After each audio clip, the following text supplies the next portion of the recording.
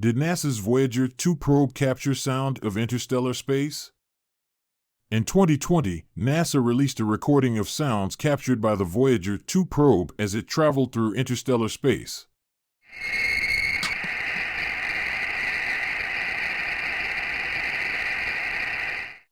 Scientists believe that these sounds are caused by the interaction of the probe with the interstellar plasma, the ionized gas that fills the space between stars.